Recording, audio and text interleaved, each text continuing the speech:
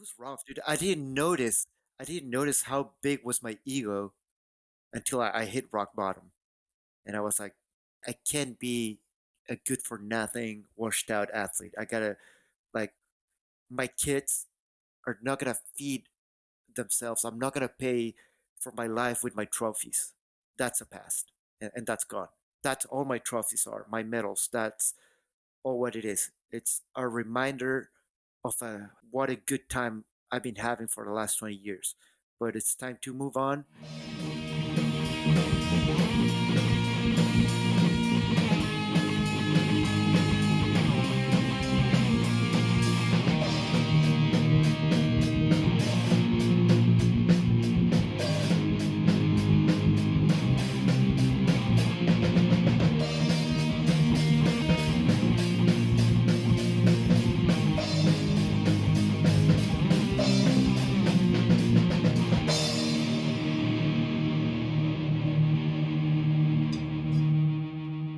Hi, and welcome to an all-new Riders Lounge podcast. I'm Steve Sommerfeld, the guy you're unfortunately going to have to listen to in the middle of this kick-ass podcast with a freestyle motocross rider who, despite being in the autumn years of his FMX career, continues to push his own riding and is still riding at the top level to put pressure on the young whippersnappers. He's the 2011 Night of the Jumps FMX World Champion, X Games medalist, X Pilots winner. He stood on the podium at Red Bull X Fighters over the years, hailing from Chile in South America and now living in California, USA. One of the funniest guys to have on tour to break that competition tension. It's Javier Villegas. As you know, I try to keep these podcasts as evergreen as possible, that if you're listening to this in 5 or 10 years' time, it's still relevant. But this time I am breaking my own rules I set for the podcast, and I want to talk to Javier about what is happening right now in his life. And we're in the middle of this COVID-19 rubbish, and maybe it's just the start. No one really knows. But if history is anything to go by, we're at least in the middle of it, and there's plenty more waiting before we can resume normal life. So if you're scrolling through this podcast in 5 years' time, you'll probably hear the start of this and think, ugh, I really don't want to listen to anything more about COVID-19. I've had enough of that crap. Well, I don't blame you, future listener. I feel like COVID-19 has actually been a rehearsal for a lot of athletes in any sport to show them what their lives will look like after they make the decision to retire. And like most athletes who find out they're good at something at generally a very young age, they have been focused on that one particular sport their entire lives to become the best. And you can't be the best by studying full time or working a 9-to-5 job unless you're incredibly naturally gifted or you just didn't study hard or work hard. And so here we are, 1 year on since the last major event, and Javier is one of the many riders who has found himself wondering what in the world he's going to do until we can all go back to doing what we want with the freedom of travel, riding dirt bikes and having fun.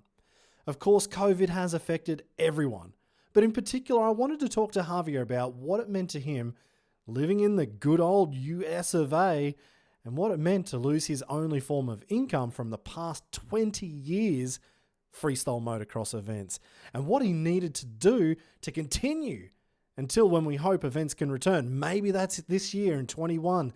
Maybe it's in 2022. I don't know. Maybe it's in 2025. I'm sure it won't be, but who knows? But before we kickstart this new episode, I do want to let you know that this podcast wouldn't be here without the support of the Rothaus Brewery from Germany. As most of you know, it's partnerships like this in motocross in particular that keep our sport and also the ancillary aspects of the sport, such as this podcast, alive. As you've probably guessed, I have taste tested many beers in my life, and I couldn't be more stoked on the fine Tannenzäpfler range from Rothaus, which also includes the alcohol-free version, which I've spoken about a lot over this podcast over the last year, and it tastes just like the real deal. If you like using brands who support the sport in some way, then you can't look any further than Rothaus. Actually, just a quick shout out as well, if you're looking for some Riders Lounge podcast merch, I have a link to the shop directly in the show notes here. I'm just doing it for a bit of fun. but I had so many messages about the first couple of designs, especially the Levi Next Gen ramp, which are the correct measurements on that shirt, and the JO Archer triple flip ramp, which, to be honest, surprised me. That was about the peak of my artistic limits. And I have to say a huge thank you to everybody who's commented and sent through photos of you with your new shirts or coffee mugs or whatever else. It's been awesome. And I'm working with some friends actually on some new designs because I can't do any more. So let's see what we can come up with. And actually, one last thing. What did you think of the new intro music? There's a little story about it towards the end of this episode on where it came from. And I think you might be thoroughly surprised how this new intro music came about. Anyway, now it's time to catch up with the man himself, Javier Villegas.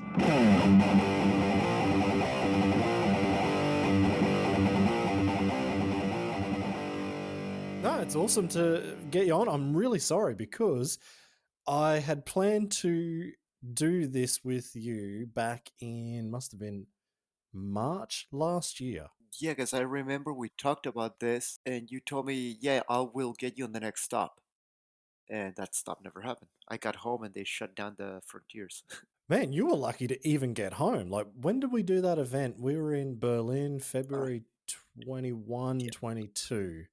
And then the next week they closed Germany. So, yeah, when things were starting to get serious. yeah. So Yeah, we're a bit late. We're a year on from when I wanted to have a chat to you, and I definitely didn't want to do it over the internet because this is crap. But it's better than nothing because I don't know when things are going to get back yeah, up and dude. running. I would love to say in August, September, and October we've got Night of the Jumps booked actually for Cologne, Basel in Switzerland, and Munich in Germany. So fingers crossed we'll see you in August. But if we don't, we've got this one Hopefully, man, and we'll hopefully. get it out of the way. No, how's everything going over there? Well, here California seems to have stricter mandates than the rest of the United States, and people here is freaking out, getting pissed off that people's like not going back to normal, but like having more free like range of motion, let's say. Yeah. And here in California, they're keeping things kind of tight. So I mean, I don't know. I mean, I'm okay with it.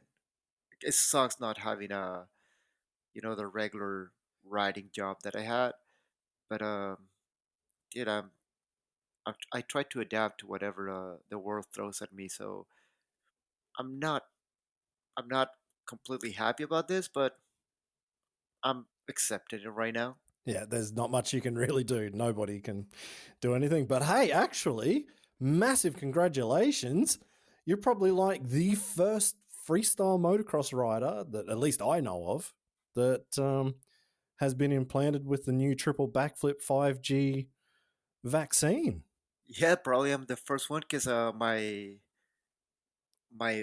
backup plan, which is right now my main plan for making money, allowed me to fall into the food handling people category. So I was able to get the on like the second priority list for the vaccination, and hopefully Bill Gates can use the cheat codes for me to get all those new tricks, man.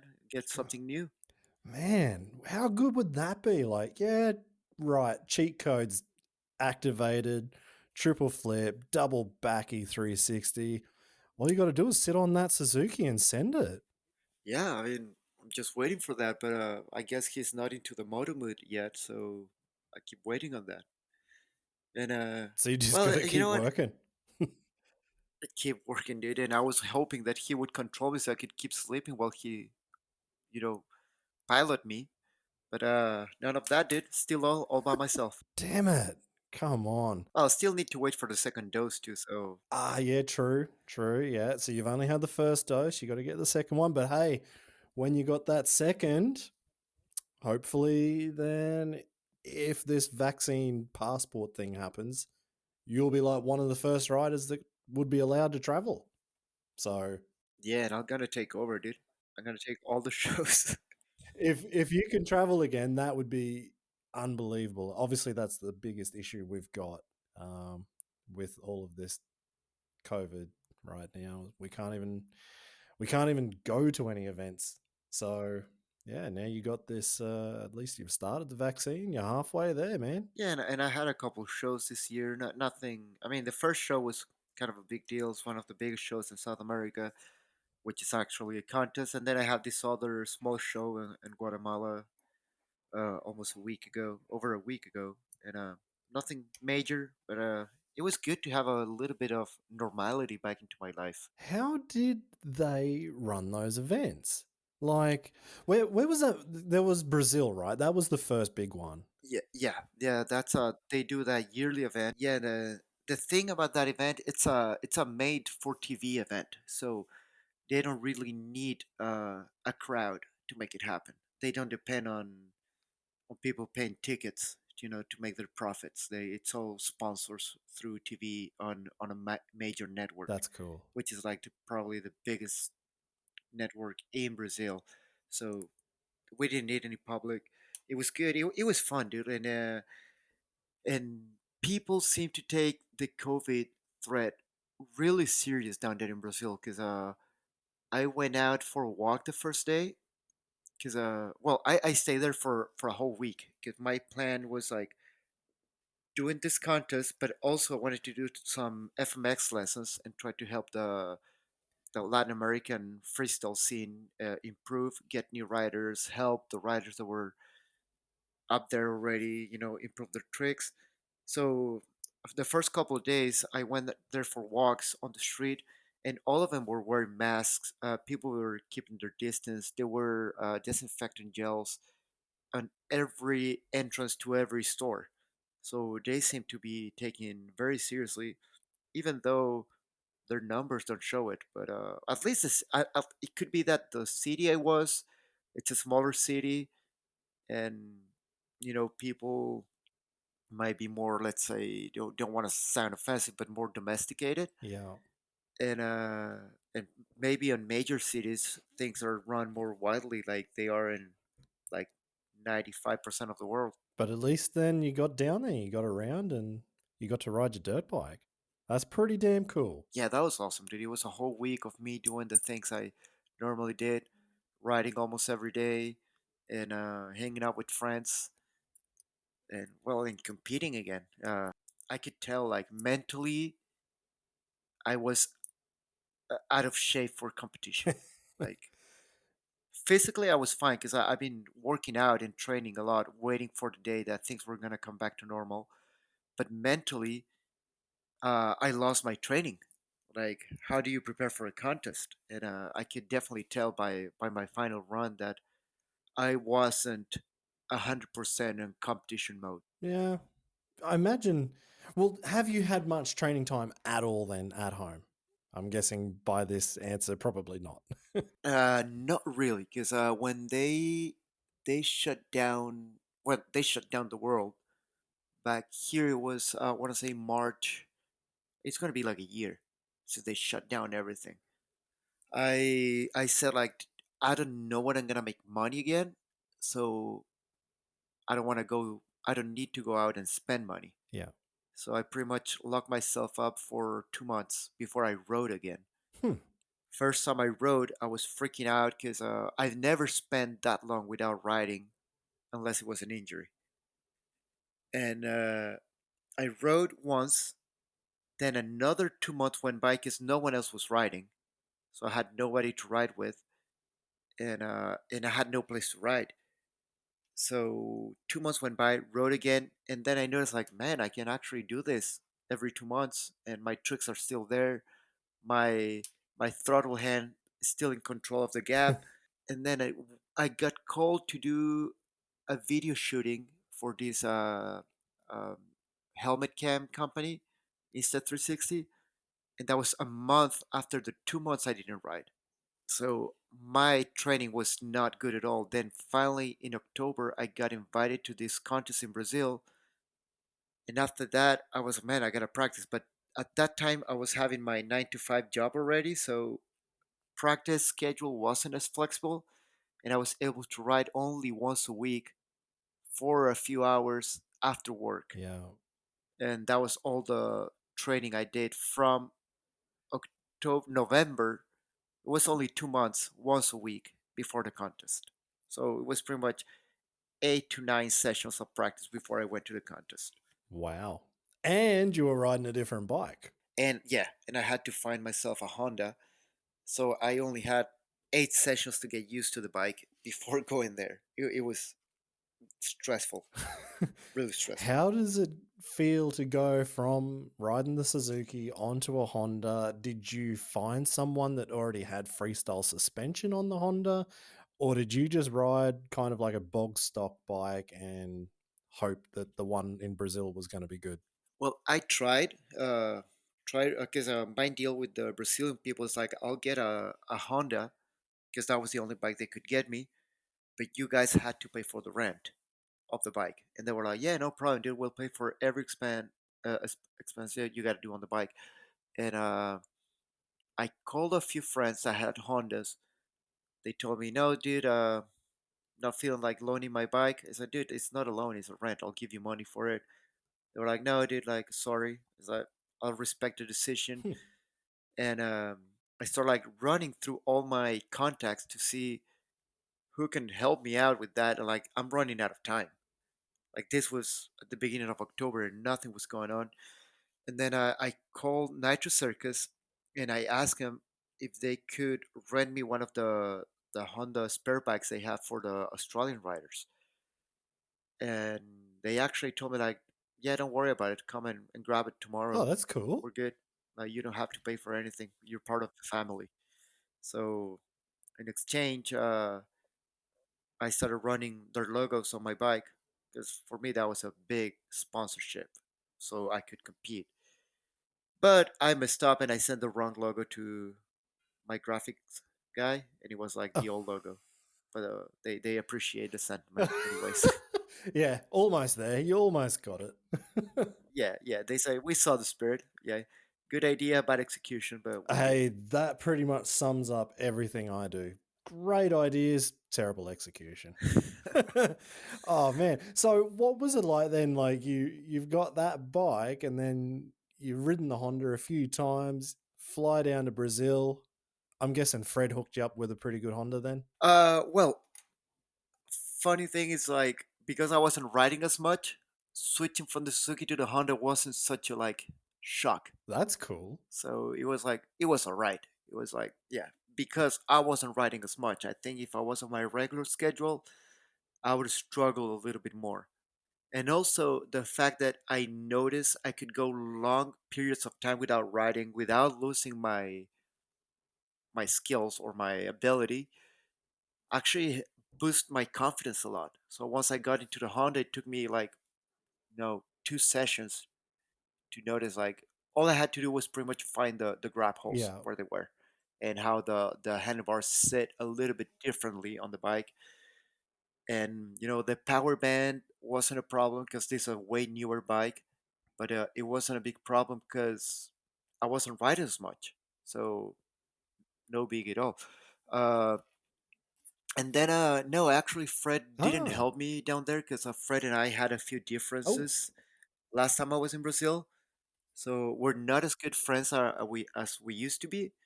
But the promoter did a great job getting me an excellent bike and a good mechanic, and the bike was just as good as the one I was using here. perfect. Oh, well, sucks a bit, but at least it all worked out in the end. So you've got that event run and done. Actually, how did you go? What kind of results did you get for someone who's barely ridden? Well, I qualified in second place. Then, because we had weather issues in the past with that event, they run a fake final just in case it rains the day of the final. Aha. And I won that fake final, and that gave me so much confidence for the next day. So I was like, I got this on the bag. And then we went into finals. Weather was getting kind of weird, but it wasn't fully committing to raining. But there was wind on and off, and that messed up my final run. Ah.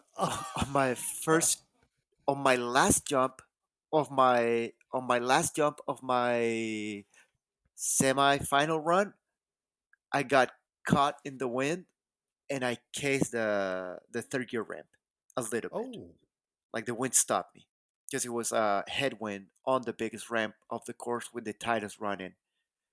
So when I started my final run, I freaking gassed it like a goddamn demon. And as soon as I took off, you can feel there's no wind. oh Like, so no. I'm upside down, going for a double grab flip. And as soon as I left the ramp, I was like, damn, there's no wind. I'm going to flat. So I pretty much did a dead sailor backflip to flat, bounced like a freaking pogo stick. And then I was okay, regroup. Next trick, what's next trick? Underflip. And I was thinking about the wind. I was thinking, oh man, there's no wind. So I'm not focusing on my run anymore. And I did the probably the biggest, most massive underflip I've done in my whole career. Like I was completely out of axis. And as soon as I left the ramp, I was like, yeah, this was way too much. I bit a lot more than I can chew. And I'm trying to save the thing. And I landed, I want to say at least 75 degrees into the landing. Like not not nearly as straight as I could. And I'm just fighting for my life. On this whole thing is in fractions of seconds. So I'm fighting to not die. And I saved the crash. And because I saved, I celebrated too early and I look at the crash like, do you guys see that?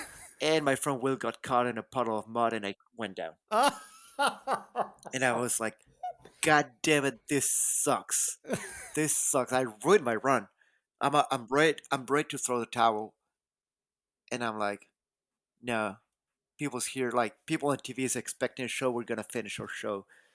And then on, my whole run went pretty good. Like everything was fine. But I knew I didn't have a chance to win anymore unless Fred messed up big time. And and I knew he wasn't gonna. I mean, I already gave him slack. He saw me going down, so his pressure level is going down immediately. He's not nervous anymore. And but I pretty much put the show I wanna put for the TV crowd, and my run was pretty good. Like I even got back my lazy boat flips, no hander landers, tsunami flips were pretty cool. So I was happy with my run. I just bummed that I messed up my first two jumps, and again, like my mentality wasn't like my brain wasn't working in competition mode, and I could tell because in competition mode, whether it's windy or not, my tricks still work. But this time I went for the safe route and I didn't do it. That was pretty much it for me. And I finished in second place, still happy, but not winning. Yeah, exactly. I mean, a win would definitely be better, but it sounds like at least you got the job done. Especially bombing the first two, crashing the third jump. Yeah, you still did pretty Yeah, good. I mean it was all right. I walked away with a little bit of a swollen ankle, and that was pretty much all I had. Oh, and I squeezed my ring finger with my clutch, so that was hurting a lot the next day. But no big deal. Like crashes on FMX are normally way worse than that, so I was happy. Yeah, that's a pretty damn good day. So you've done the Brazil event, and then you said you went to Guatemala, and I believe you're on a Honda again in Yes, Guatemala. How did that go? well, same deal. The guys from Guatemala saw me riding a Honda, and they're like, "Hey, we have a show here in February." I didn't take it too seriously because I know those guys are like all the guys that invite me are all about party, and they make a lot of promises they can't keep up with. So I thought, yeah, sure, why not?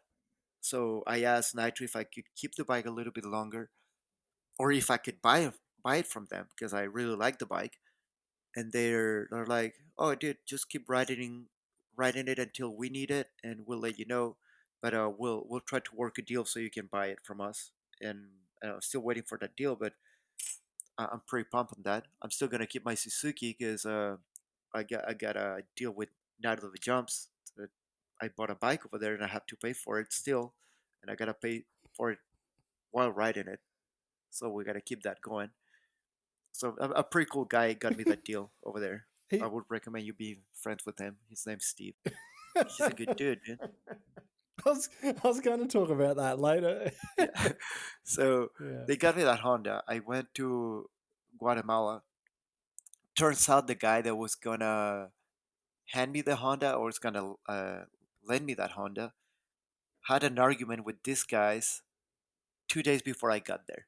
So they said like, "Screw you guys. You guys, good luck finding a Honda for Javier." And as soon as I got there, they told me, "Dude, we got bad news, but don't worry about it. There's plenty of Hondas here in Guatemala." I said, "Yeah, dude, I'm not stressed." Turns out my show was on Friday, but Saturday and Sunday there was like a national level motocross race. So no one was willing to let me use their 2020 Honda. All of the Honda riders are like, hell no, it's not Yeah, no happening. way. So they got me a 2015 Honda, and I told them, dude, if you would have told me you had a 2015 Honda, I would get the parts for this bike because I can get them, but I need time. I mean, now that I'm here in Guatemala, there's nothing I can do. And they were like, dude, but would you just jump, straight jump? As I did, so I can look like a goddamn fool in front of the people? No, I'm not gonna do that. So they started working and said, dude, we'll get you a newer Honda. And they did. They did get me a new Honda, a newer Honda. They got me a 2016 Honda. Parts didn't fit. All the parts I took with me, because from 2017 to 2020, it's the same bike. From 2013 to Yeah, 2016, it's a different bike. So all my parts didn't work. exactly. Uh, they ended up.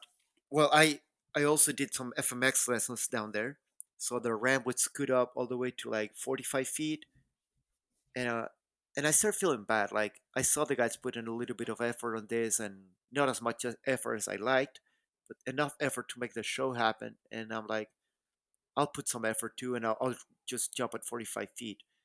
First jump, I greased it, which I was surprised because 45 feet is a gap I'm not used to. And even when I greased it, suspension bottom out. Yeah, they're the ones that hurt the most. They hurt the most because, yeah, dude, full motor suspension. Like, I greased it. Both wheels, same time, on the sweet spot, bottom out. Now, I go check the clicker some more, and I'm out of clicks. Like, suspension's not getting any stiffer. I probably rode the bike for 10 minutes, did a double can, a half-ass lazy boy. I almost click, heel clicker, and I did nothing. And I told the guys like, "This is it. I can't do anything else." And the guys Wow. are like, "Oh, come on, dude. Will you do 5 more jumps?" Like, no, dude. Like, I'll put the same amount of effort that you guys put in getting me a bike.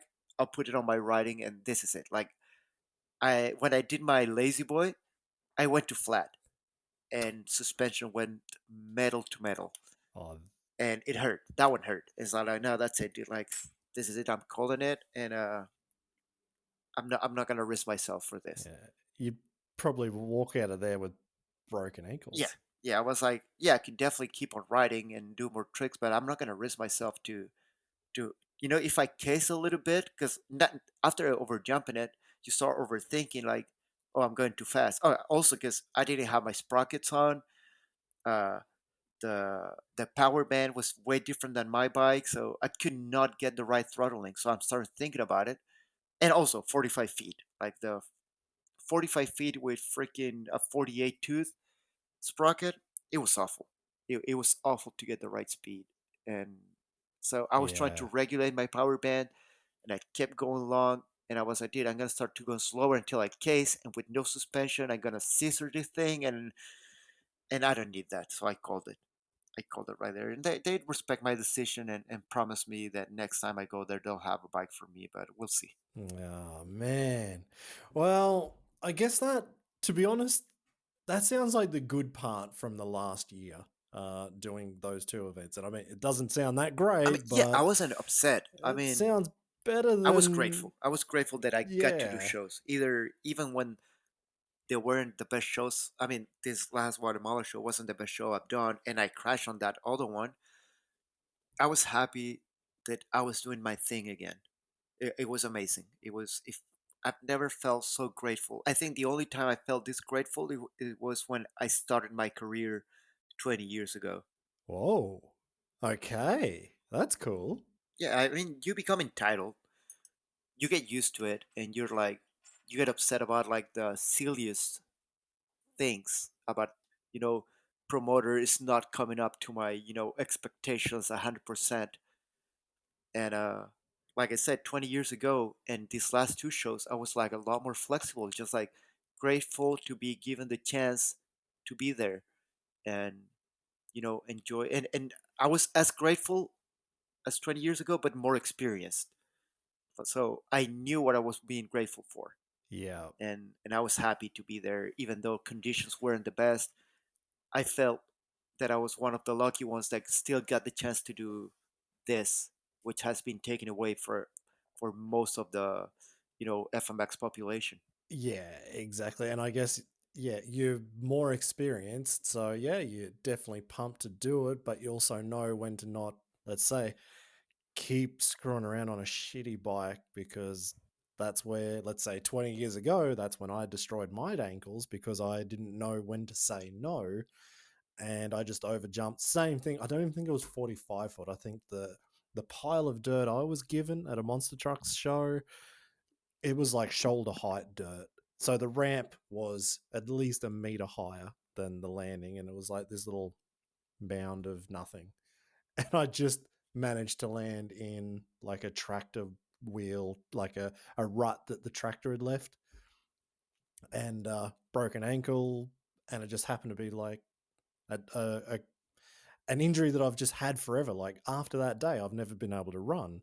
It wasn't the worst broken ankle I've ever had, but it changed everything.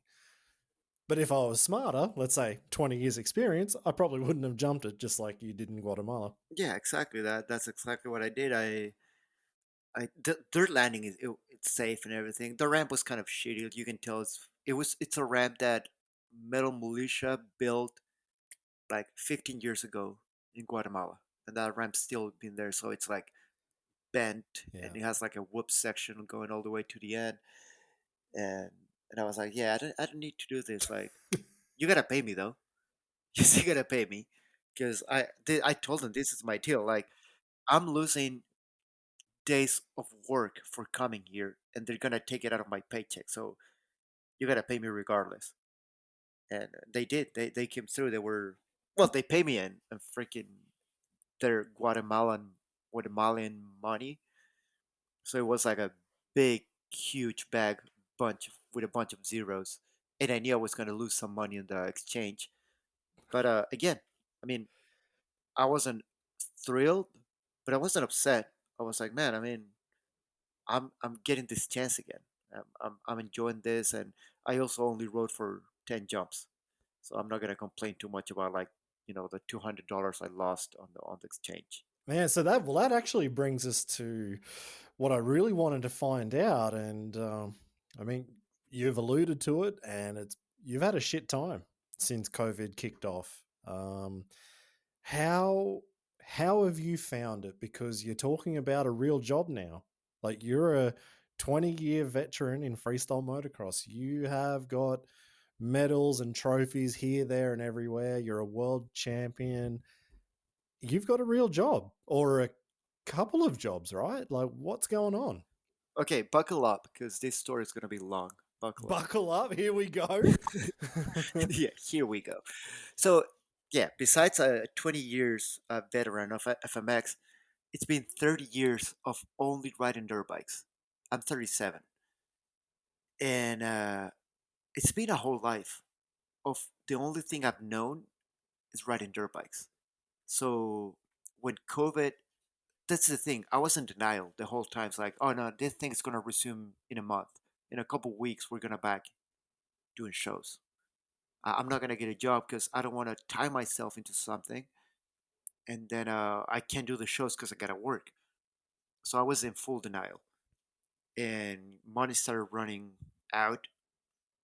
We took I went full on commie and took all the government aids we could, to stretch the situation we were on, Yeah, yeah. and then but then they cut the aids, and we started living out of our savings.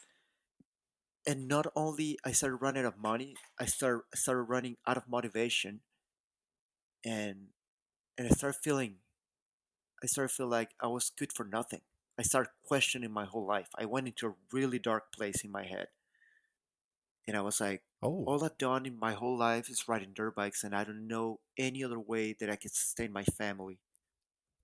I'm good for nothing right now. Like I was on a really bad spot. And my wife, through a friend, found this job doing candy sales and delivery for some stores here in the United States. And she told me there's another opening, like we can both do it.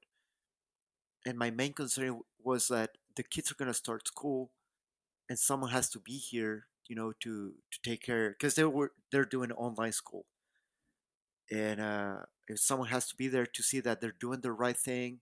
So, and I went really selfish on this because I was like, I don't want to do this job because I don't want to expose myself to COVID. Because working at stores and handling all this and talking to different people, because I don't want to expose myself to COVID because I read that once you get it, there's a big chance you get some long-term damage in your lungs. And I want to still be an athlete for a couple more years, and having damage to your lungs is going to affect that. So pretty much send my wife to save the family economy, and I'll stay here like a freaking coward that I am because I don't want to expose myself. So for a couple weeks my wow. wife did it by herself, and then I saw her struggling, especially on the English part. Like her English is not as fluent as mine, so it was a little bit of a struggle for her. And I told her, okay, I'll go with you and help you with the translations and everything. And I did that for a week, and I was like, you know what, this is not as bad as I thought it was gonna be. So talk to your boss and sign me in. And I started doing that, and I started doing the candy selling. But in another section, like Claudia, my wife is doing the Riverside County, which is like within an hour from our house, and I'm doing the San Diego County, which is an hour away from my house. The closest store I have, it's an hour away. My wife's store is furthest store is an hour away. So like she has Yeah. more time to work, and I have more time to drive. And also, my wife opened a daycare, like a child daycare, I think it's called, and it was Yeah. opening on the weekends. And now we're with the money we've been able to save, which is not much. We've slowly been going to the clothing district in LA, downtown LA, and buy like clothes, a style of clothing that my wife likes in bulk, which is like very uh, hippie, I would say. That's the style she likes. And we're gonna open I mean, she's gonna open like a shack on a flea market close to the house, and that's pretty much what we're doing. Like working 7 days a Okay. week, some way or another. Man, that is crazy. That's a short version, though. That's the yeah. I mean, hey, we're here on this podcast. We can go the long version, no stress at all. Um, that yeah. Well, you've definitely touched on it. You went to a pretty dark place, and I I was thinking about it, like the fact that you've done it. And then I knew because you told me, because we were checking in and seeing how, let's say, you were in denial thinking we were going to do events again soon. And I was like, I don't think so. I hope so, but I don't think so. Um, but you've owned this. You've got your JV Candyman Instagram. Like, I thought, to be honest, that's pretty big. Because yeah, you're just waiting until you can ride your dirt bike again and go back to what you know. Everything you know is that dirt bike. But you're owning the situation. Unfortunately, it is what it is, and you're back doing normal work. Yeah, it was, and that's it. Well, one part I forgot to mention. It was my ego got in the way a lot of me getting this job because I was like, dude, I was world champion in 2011. I got Mexican medals. I've been Latin American champion twice. I've been ex-pilot champion a couple years in a row. I second place at World Games. What the hell am I gonna do? Freaking delivering candy? Like this is not my thing. Like I'm a professional athlete, and Yeah. and it took a little bit. It took me taking putting my ego aside and realizing like, no, this is the world that we live in right now. There's no there's no athletes right now. We're just people. We're just people working regular jobs, and we gotta make this happen. And seriously, like it was rough, dude. I didn't notice how big was my ego until I hit rock bottom, and I was like, I can't be a good for nothing, washed out athlete. I gotta like my kids are not gonna are not gonna feed themselves. I'm not gonna pay for my life with my trophies. That's a past, and that's gone. That's all my trophies are, my medals. That's all what it is. It's a reminder of what a good time I've been having for the last 20 years. But it's time to move on, and I started doing this job, learning new skills like as a salesman because that's a skill I didn't have. I haven't even been good to sell myself, so it's it's been good. It's good. It's been a good learning experience. I've been learning new skills.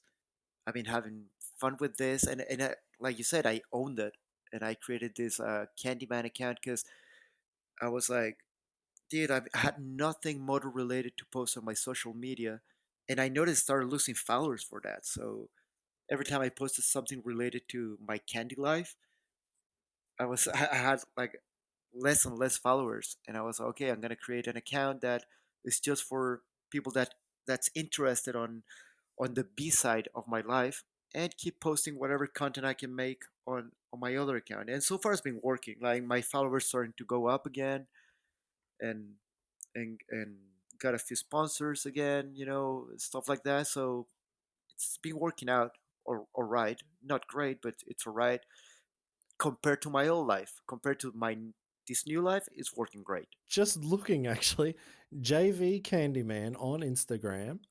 You've got 320 followers, and I'm just reading this. I've never actually read the bio. I follow it and see what you're up to there. CEO at windowless white van full of candy delivery, music and box placement administrator, FMX writer, blah blah blah. The windowless white van. Wow. How did Yeah, you don't feel judge me. driving around in that van? Hey, I've already judged you because we were talking that day. I guess we were sending WhatsApp messages or something like that, and then you locked yourself out of your van. Um, Yeah, yeah, judge Definitely that. You can judge that. not the luxury van that I guess you probably expect to be driving around, right? I mean, that's actually my van.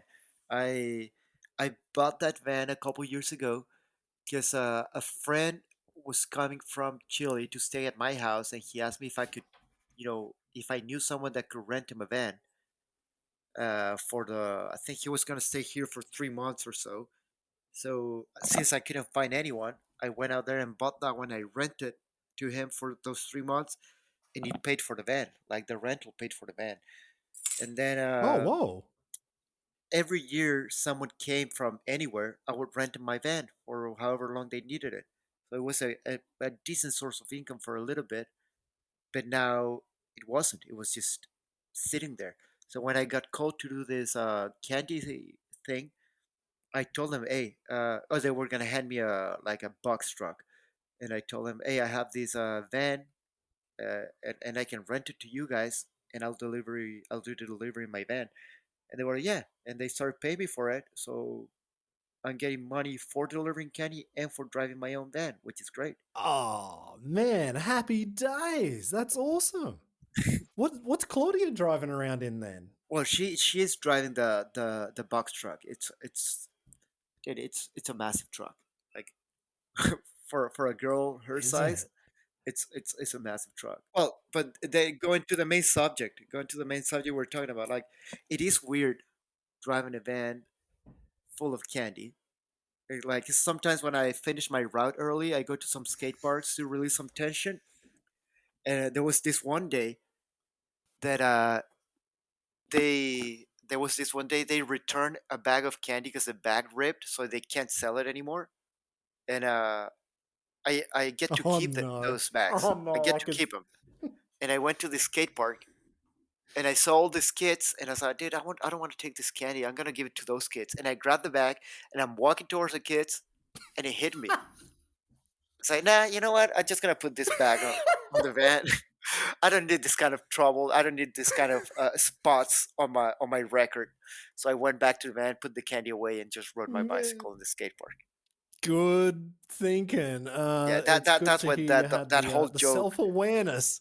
Yeah, yeah, no, that's where that whole joke of driving a white windowless van comes from. Like that situation, I was like, man, this is so creepy. No windows, full of candy, going to parks, taunting kids for it. No, no, I don't need that. No, no, we don't need to turn on the news. And yeah, there's your mugshot for yeah, offering all sorts of candy to kids at the skate park. So what are you doing? Are you just driving around in the van with like your BMX or something in the back and delivering some candy and then off to the skate park? Sometimes I plan my routes like that, so I have a day because I have this one day I have to go to the warehouse and fill the van with as much candy as I can, and whatever doesn't fit on my van goes on my wife's truck, as it's like or mobile warehouse.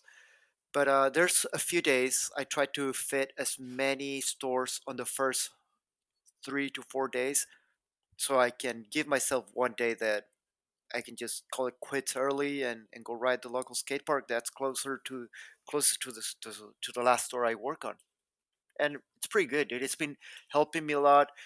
Actually, I never even thought about this because I stopped riding FMX for a while and just doing it once a week or once every 2 weeks.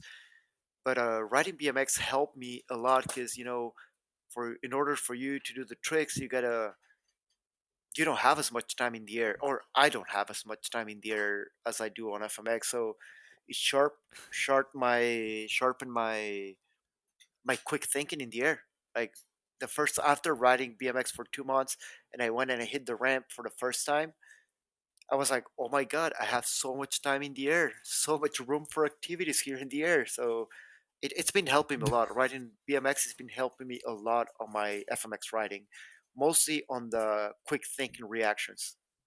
Man, imagine like you'd be able to come back to freestyle and do like double lazy boy backflips or something like lazy boy. Oh no, I can do another one. Let's go again. Yeah, it's probably gonna look like crap, but I could.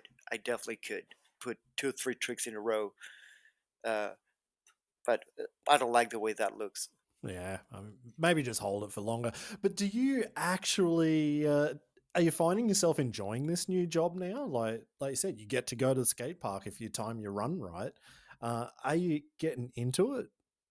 Look, I don't I don't love this job because it's not you know action packed like I'm used to, but I don't hate it either. It's it's it's I like the fact that it helped me develop new skills. I definitely like that. Uh, I get to be a silly dude with people that never seen me before. Like I go talk to the people, crack some jokes, just to increase my sales. For me, and it's funny because if I make someone smile, especially the grumpy ones, that's almost as good as winning Night of the Jumps, man. Like I crack a joke, and if the grumpy dude, woman laughs, I say, okay, I won. That's it. That's the end of my day. I don't need to sell more candy. I won. And it has a different. It brings a different kind of happiness to me. Like it's not like action fulfilling. It's just like soul fulfilling. I don't know. It's different. Again, I don't hate it. I don't really love it. But if this is, I don't know, we never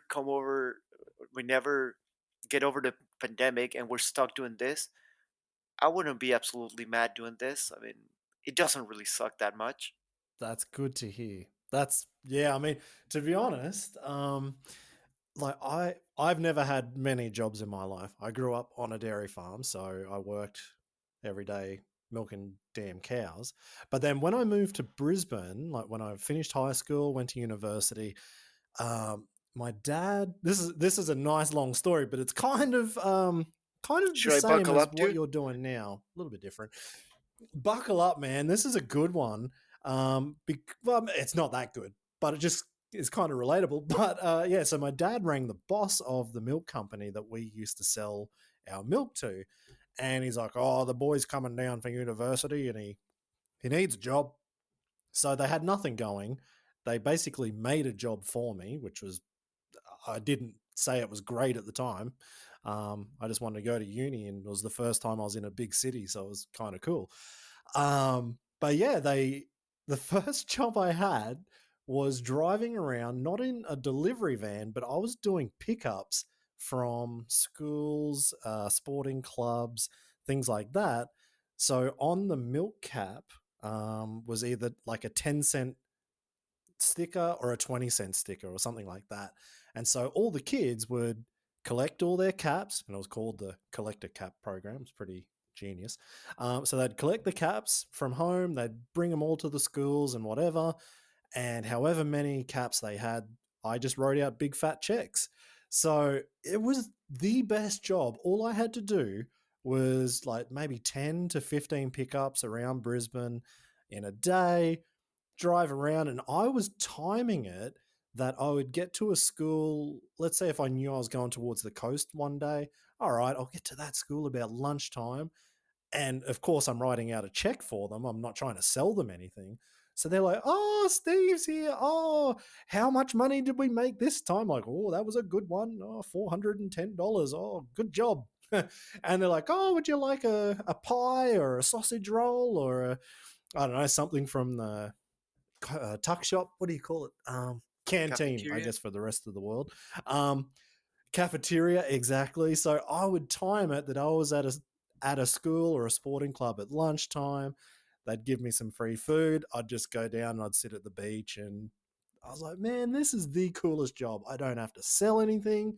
I get free food. Everyone's happy to see me because I'm giving them money.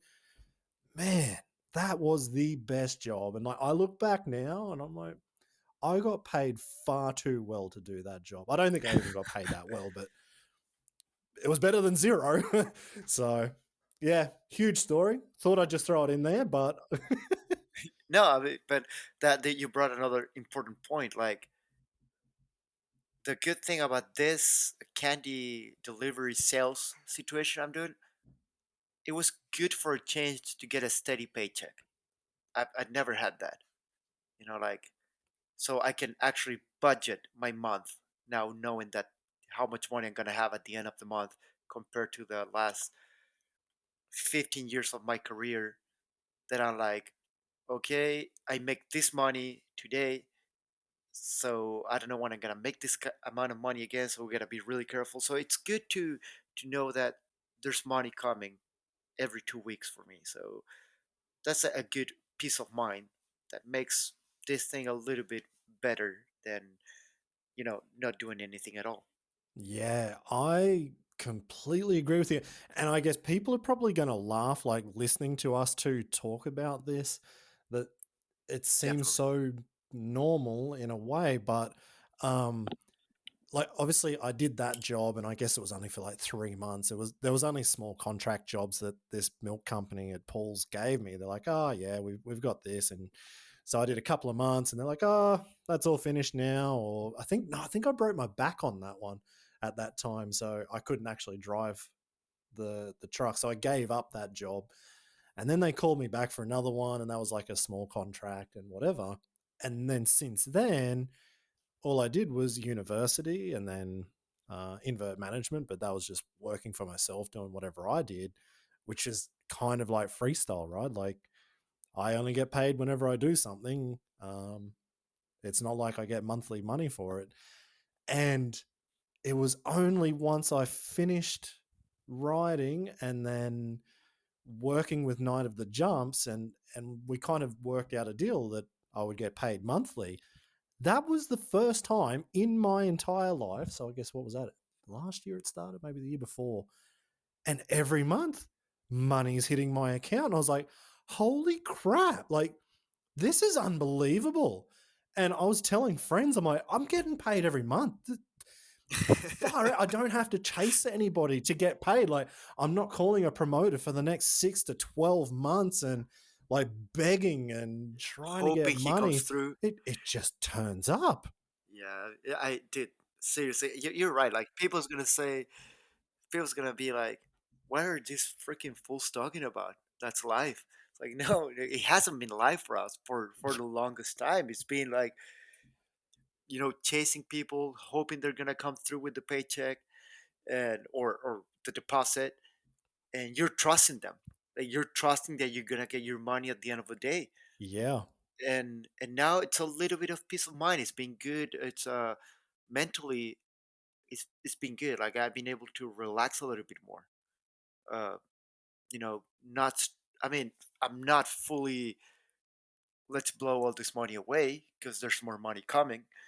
But I'm able to, as I mentioned, I'm able to budget my my 2 weeks before the next paycheck, and I have a little bit of peace of mind instead of like, oh man, I have all this money in the bank, but we're probably gonna have to make it last 6 months before the next paycheck.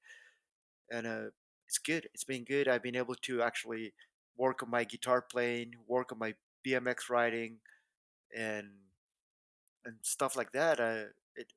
It's been good to for me to develop my other hobbies. I'm pretty grateful for the sweet situation I've been dealing with because it's been helping me to work on myself as a project, and I feel pretty accomplished right now with the things I'm doing. I'm not shredding my guitar, but I can tell I'm playing better than I was a year ago, and every improvement I get on myself, it feels like another medal. Man, that is pretty damn cool. Unfortunately, though, we did kind of open up the can of worms that um, freestyle motocross isn't that much of a rock star life. Like it all looks so good, but here we're talking about, you know, you don't know if you're going to get paid or whatever it might be. And it's fantastic. Like when you do those big events and everything works out well, yeah, it's good. But there's so much of the shit side that nobody gets to see. Nobody gets to see you laying on the couch for 6 months when you're injured, and at that point, there's zero income for 6 months, or nobody pays you, or the promoter doesn't pay you, or sponsors don't pay you, things like that. Or I you get mean, you hurt, so you're not even getting paid, and you're wasting money. yeah, exactly. Yeah, that's even worse. Exactly. I'm gonna throw this out there. You don't have to answer if you don't want, but is let's say, yeah, 20 years of riding freestyle motocross, people would be thinking, yeah, Javier, he must be absolutely loaded right now. Why in the world did he have to go do this job? Like, what? Why did that happen? Oh, absolutely, man. I don't mind about this. So yeah, there was a time I wasn't fully loaded. I wasn't rich, but I was really all right. I was all right with money that I have no concerns. I was like in peace with my economic situation. But then I had 3 years of big injuries in a row, and that chews up, especially here in United States, that chews up whatever income you made. Like just one injury can take all your money away if it's an injury big enough. So especially there was that like you you start spending your money on the injury, you're not making any income. And then there's another thing. I was when I had these 3 years of injuries, I was in the top 10 writers to call to the shows. Like I was doing every show that I wanted. But when you get injured, you start falling down that list. So by the time I was fully healed from all these injuries, I was at the end of the list, and getting back into the show train, it was so incredibly hard. So I wasn't making as much money anymore. Like when I was in top of my career, I think like, dude, I'll make this money for the rest of my life. I'm gonna be able to retire when in 10 years now. And not that I want to retire. I enjoy this way too much to retire. But Yeah. I felt at the end of that list, and I was not getting any shows. And the shows I was getting, I was just getting offered half of what I used to get because I wasn't an A-lister anymore, not even a B-lister. So you're like, yeah, you know what? Like we got all these new guys coming. We got all these reliable guys doing it. If you want to get in, you're gonna have to put your, you know, bend over and put your pants down a little bit, maybe all the way to your knees. And I had Shit. to, and like the shows I was Yeah. getting, there were fewer. The money I was getting was a lot less than I was used to, and I already had this like uh lifestyle that was costing me this much money, and I had to realize, dude, you got to leave your reality now. And the lifestyle started going down, and that's it. Like then when the so I had the chance to recover right before the pandemic with a few big shows that I was gonna have in South America, and that's when the whole world decided to revolt. There was this social explosion in Chile that canceled a Masters of Dirt that we're gonna have there.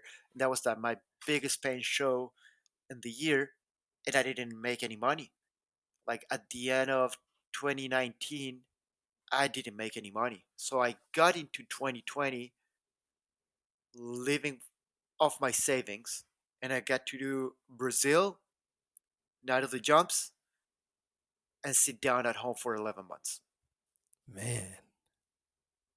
Actually, I remember that because I know, like talking to Squibby, I think his bike was in Chile for 1 year waiting for that event because they postponed because of the social unrest. And they're like, no, no, maybe we can do it. Maybe we can do it. And I think it was, yeah, I'm sure his and everybody else's bike from MOD was like there, just waiting, waiting, hoping that that event happened. And it just didn't.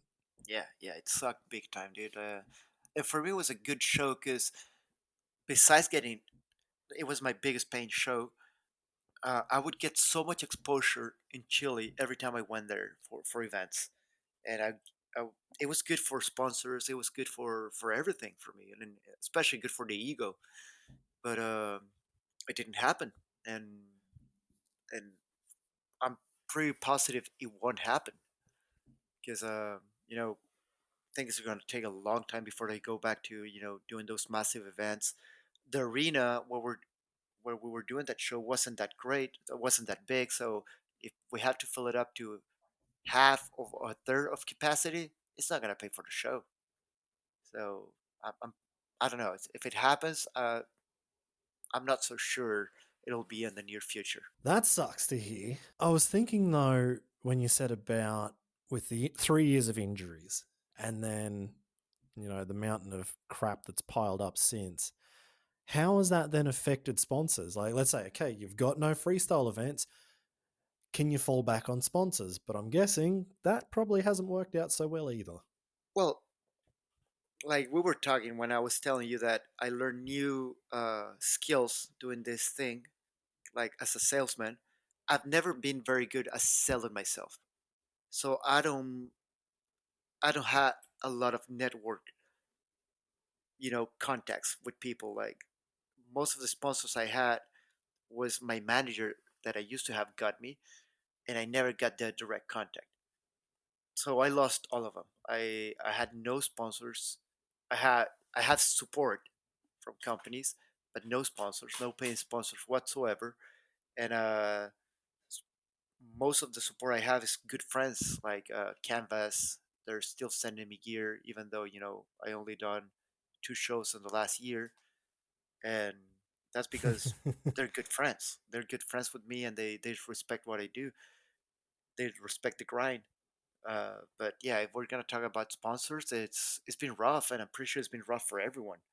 But also, coming from South America, coming from a development country, I'm just pretty much back to my roots. It's been hard, but it hasn't been a shock because I was prepared for this. My over half my career's been like this: no sponsors, struggling, fighting, living paycheck to paycheck. So it's been hard because I got used to it for like 5 years to a great life, but I was prepared. Like it hasn't been like a paralyzing fear that, oh, what I'm gonna do next. It's like, all right, we're back to square one. Let's start rebuilding again from here. It's okay. It's not what I hoped for, but it's not the end of the world. What about then? Let's say you said former manager now, and you don't have those contactor sponsors. Did that like was there not a fallout, but like did that finish obviously before COVID? Then that once COVID kicked in, they weren't there, or how did that work with your manager? Oh no, well, it's been a few years since I didn't have uh this. I don't work with my manager anymore because freestyle was in a little bit of a decay, and I've never felt like I was like a commodity of freestyle, so I wasn't a big paying sponsor guy. I don't know if the Merc. If I was in Chile, I would probably be banking big time on sponsors. But money was never my priority. My priority was being able to compete against the best in the world in order to turn into one of the best of the world. And I wouldn't be able to do that from Chile, so I moved to United States. And in United States, I'm just another writer. I'm not, the big star I could be in my country. It's one thing for another. I exchange popularity over the chance of growing, which I sometimes, yeah, sometimes when I'm it's like how I'm gonna pay the electric bill, I regret it. But you know, in the big picture, I don't regret it at all because it's been a really fulfilling career. So for that situation, I'm pretty sure it was really hard for my manager to get me good deals. And then we got to a point that we said like, this is not working out. They like, I'm gonna break up with you. It's not you, it's me. And that's how it went. I've been without a manager for about 6 years, 5 6 years maybe. That sucks, but I guess it makes sense. Absolutely makes sense to what you're saying. Um, but I was just thinking then, so just before COVID kicked off, everything, like you said, everything was looking really good. Everything was on the up and up. Um, and you said that way, way, way back. You ended up buying a Suzuki in Germany at Night of the Jumps because we had that event February 21, 22 last year, the Freestyle of Nations at Night of the Jumps. And that was a fucking hoot. That was one of the best events um, I think I'd been a part of for a very, very long time, just because it was so damn fun. Like, you were part of the world team with Sheeny and Squibby. Like, you guys were absolutely on fire. Um, and and I guess everything was looking really good. We had a lot of events planned, so many more than let's say the year before. And it didn't really work out. But I was just thinking, like, how did it feel for you then?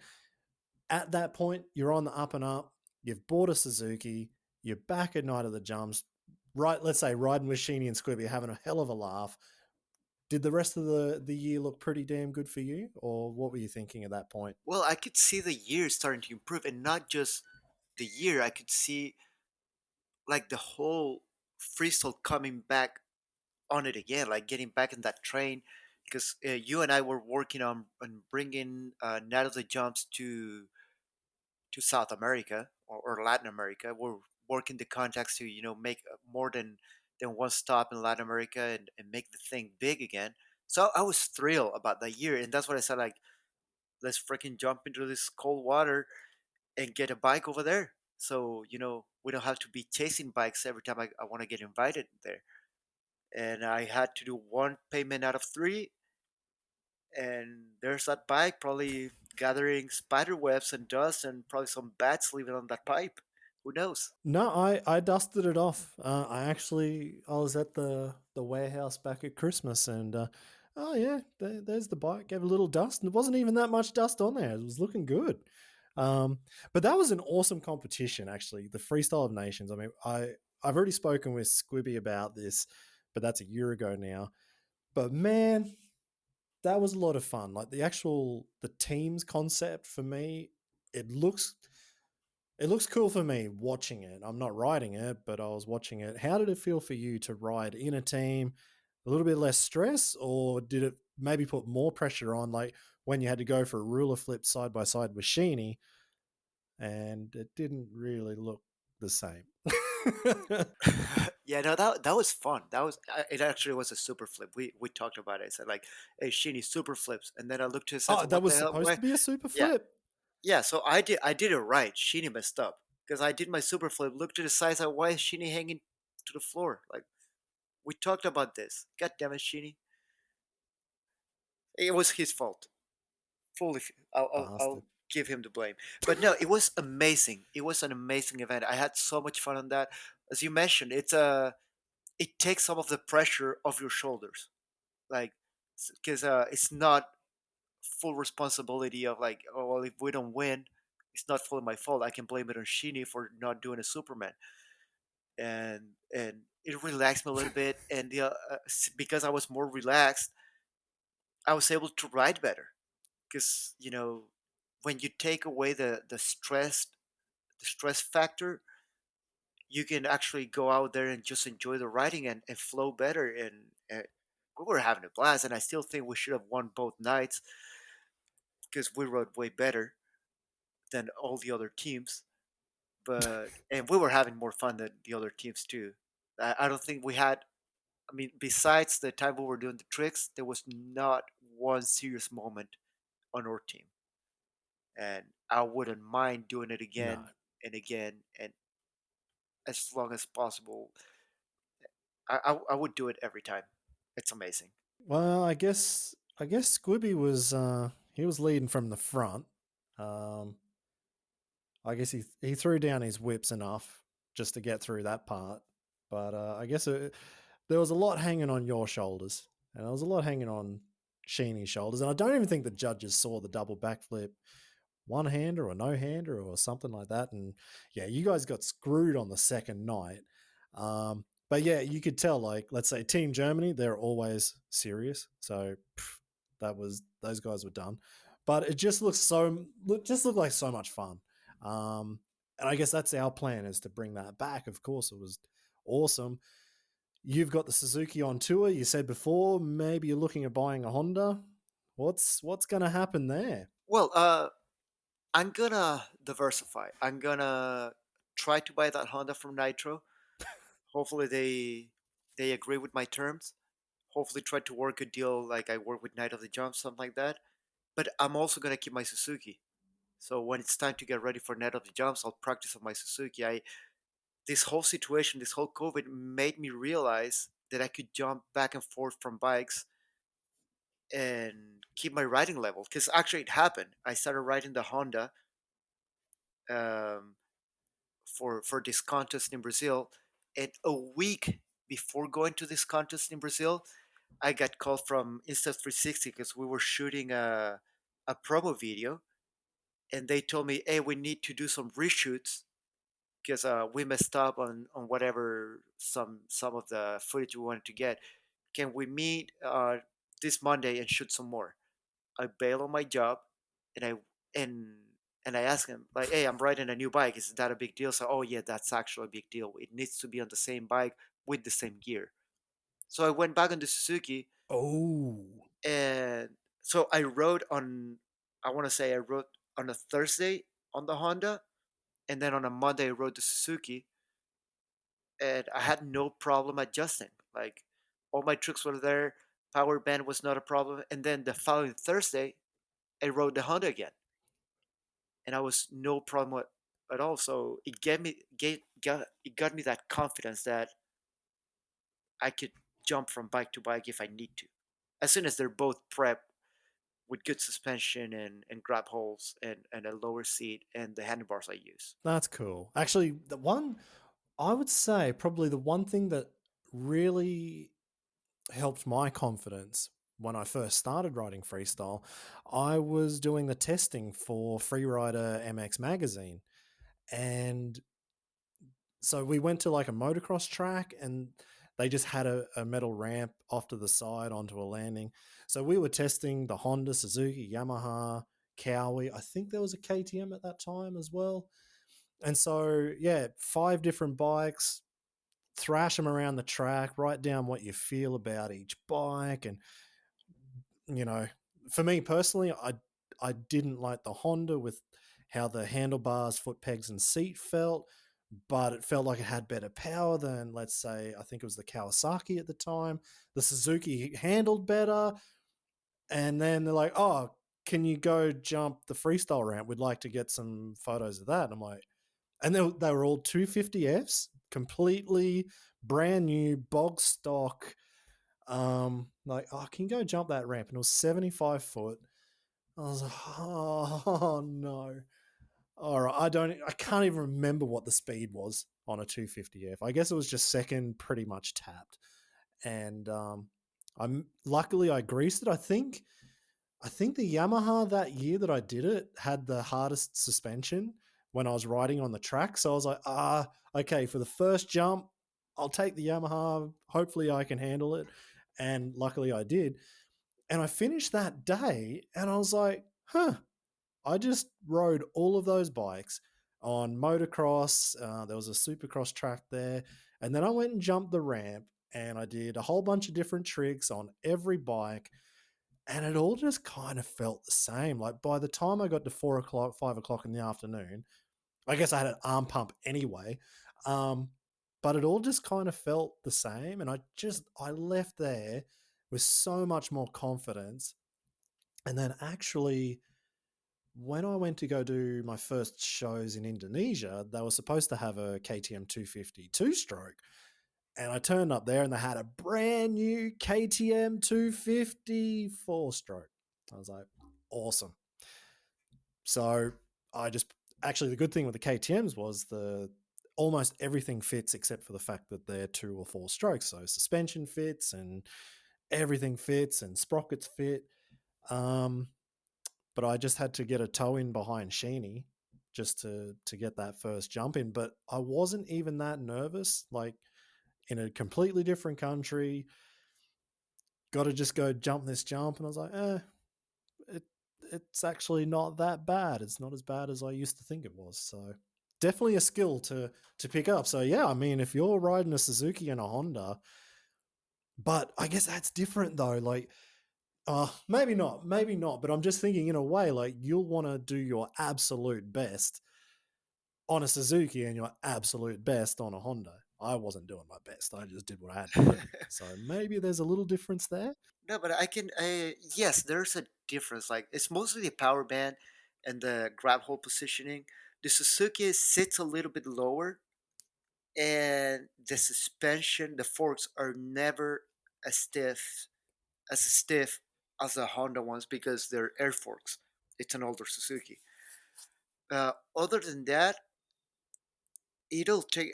I'm pretty confident it'll take me just a couple days doing the switch. Like if I don't know, if I get called to do a nitro tour and I got to do it on the Honda, I'll ride a Honda for 2 3 months every weekend or something like that. Whatever. I'm being really hopeful, and then I get called to do Night of the Jumps.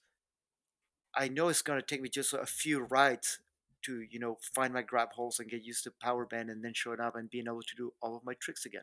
It's like it hasn't been like seriously, it was not a big deal at all for me. Right, because this when I had to do that switch was the week before leaving for Brazil.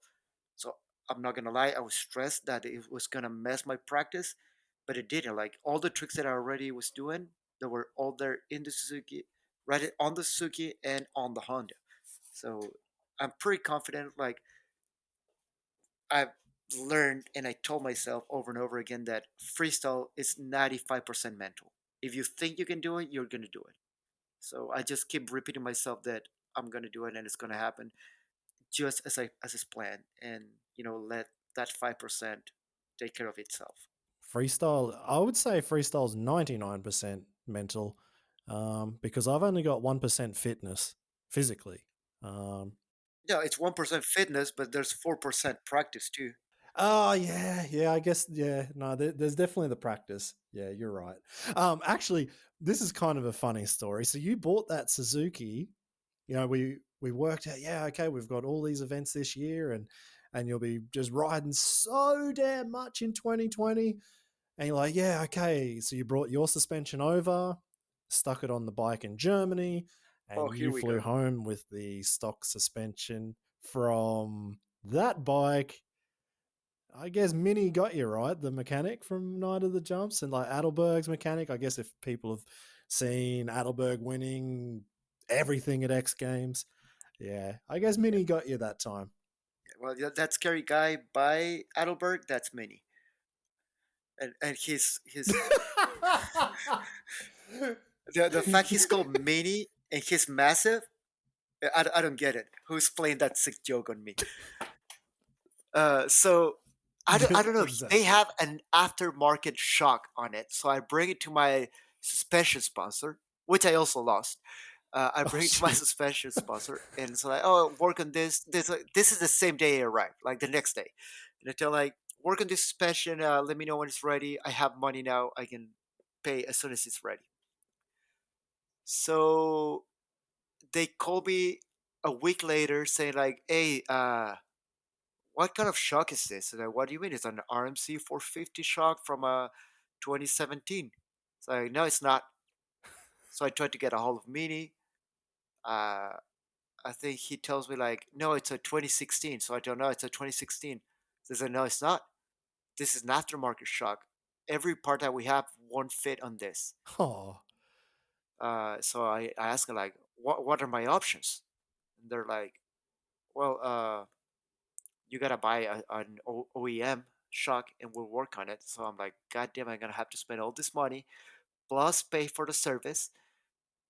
And I had the money to pay for the service, but not to buy an OEM shock. So I kept on waiting, waiting, waiting. Then I had money. I bought the shock. Then I lost my sponsorship. And then I told them, uh, well, I'm gonna sell one of my Suzuki's so I get that suspension back because I got the OEM shock on the bike already. And they're like, oh yeah, you're gonna pay like a $50 like inspection fee only, and that's it. oh, No problem. I went there, paid the $50 inspection fee. They hand me a box, and the box is slightly smaller than what the forks are. oh, And I'm like, all right, no biggie. I bring it home. I let like a week or two go by because I got, like trying to schedule my day with the work and with my job and the workout and the training and being a homemaker and being a dad. Like it eats away a lot of my time. And then I finally find myself some time to work on the bike. I open the box and the whole suspension, shock and forks are completely apart. Not one piece is connected to another. no. So that's awesome. I haven't been able to sell the bike because I need to, you know, reconstruct that fork, and I have no idea how to do it. Well, I guess there's a lot of YouTube videos. Yeah, there is, but well, if I'm gonna sell the bike, I'm probably not gonna be worrying whether I built it properly or not. But when I'm riding it, dude, even when I change my sprocket, I spend the next 4 days thinking like, dude, this sprocket is gonna split in half as soon as I power throttle it through the ramp. Man, that's why I pay for a mechanic. Um, I yeah, like I mean, I've rebuilt my bike probably 3 times ever, and that was with Shui watching over me and like just making sure I did everything right. And of course, I dropped like I think it was like a small pin. I dropped it down through the power valve through this little tiny slot. He's like, "Yeah, just be careful. Don't want to drop that pin." Yeah, I did straight into the gearbox, and I was like, "Yeah." what else have I dropped in? So yeah, I don't do any mechanics on my bike. Pretty much, I send that to the mechanic. Well, I used to have my mechanic back in the Reach days, but like I also grew up with like my dad working on my bike when I was racing. Until the day he told me, "Hey son, I don't have enough time to work on your bike. Will you do some maintenance at least clean the filter?" Which I did, and I did wrong. Ended up breaking the engine. How do you break an engine? By just cleaning a filter? I No. don't know. It happened, and then I was never allowed to touch my bikes again.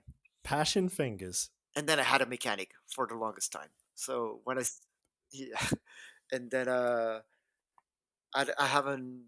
I'm not that skilled. Like I mean, I've been learning how to work on the bike, but I'm always second guessing myself after I work on it. Tough work, man. Absolutely tough work. But I guess there's a you know, we're talking about different jobs that you're doing, but there's probably the most important job of all, and that's being the mayor of the action village. And I would argue it's not a village. It's not that big, but tell us about what is the action village? So, well, the Action Village is a project. It's not meant to be what it is right now, but it was my project to create a woodward kind of park where I could, do some coaching, not only into FMX but into BMX, basic BMX, scootering, air awareness, things I've been learning. Like, 'cause I don't consider myself a very talented rider.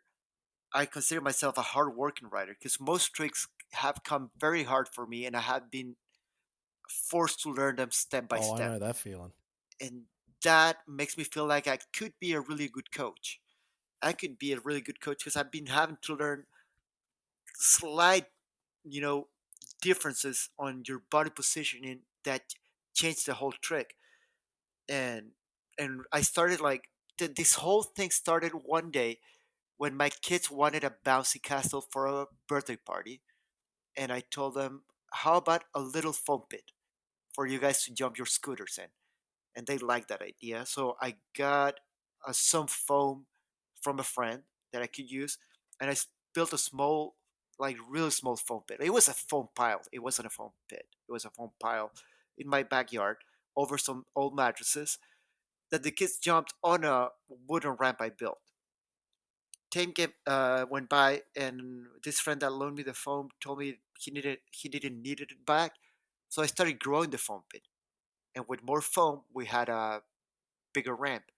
And with the bigger ramp, we needed more speed, and for that speed, we needed rolling. And my whole backyard turned into this skate park that we named the Action Village. And it's not a village in the fact that there's not a bar, there's not a church, there's not many houses. It's a village because when I moved to United States, this one guy used to call me Javier Village Shit. because he didn't know, like he like quick read my last name, and he's like he didn't read Villegas, he read Village, and that's where he came from. It was a joke. It was a joke as like this is the village, the action of the village or something like that because of my last name, and we ended up just shortening it to the Action Village. But it has nothing to do with being a Yeah, small well, town in my backyard. That's what it is. But it's a project that I'm still dreaming on to make it happen eventually. But we'll see. We'll see. If not, I'll inert this weight on my kids' shoulders that they have to keep my dream alive and make it happen.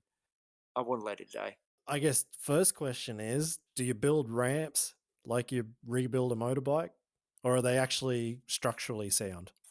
Uh, one sentence to answer that would be like I would ramp, I would jump my ramps without second guessing it, as I would second guess me riding my bikes after working on them. Fair call. Fair call. All That's what I would right. say. Well, has it kind of, let's say you've built it, like, has it brought you closer to your kids, or are they at that age now where they're like, Dad, you're just old. Get the hell out of the way and let us do what we're doing, or how's that working out?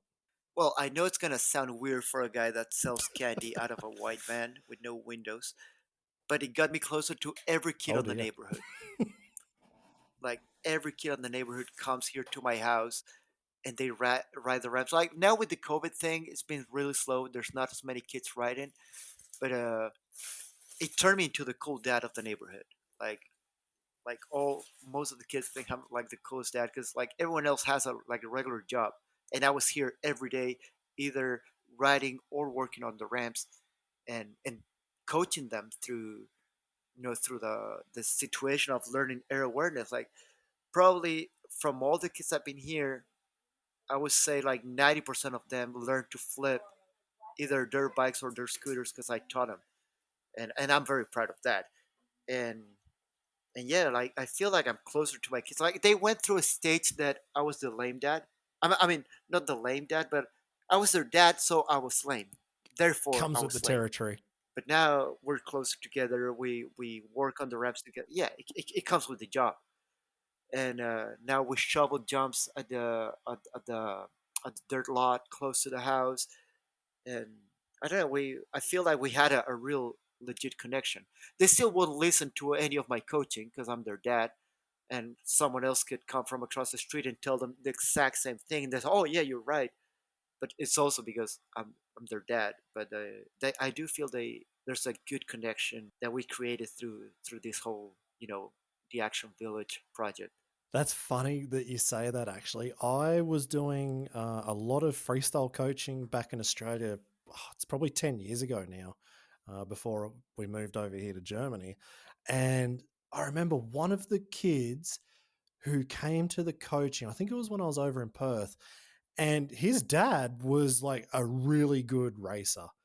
Um, but the dad put him into my freestyle coaching because he's like, my son will not listen to me. He just, and like I knew who this dad was. I was like, no way. Like, why are you paying money to bring him here when you could tell him probably so much more, and you can do it all day, every day, every day, every day. He's like, no, my son just will not listen. So it's just better I bring him here, and he's your problem now.